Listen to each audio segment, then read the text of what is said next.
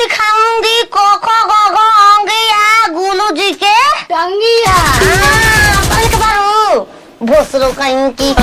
ABCD में पढ़े के रहते है तो बकरी चरावत रहली एबीसीडी के पूरा के चार गो बोले भोसरी तन गिन तो एबीसीडी तो कगो बोल तो पूरा हम जनिए पूछत हम तो कनी एबीसीडी में कगो अच्छा रहता हम तो पूरा सूरा कुछ नामे न दोनी भोसरी कहीं की बारो लग बारो शर्म आए के बाहर का बारो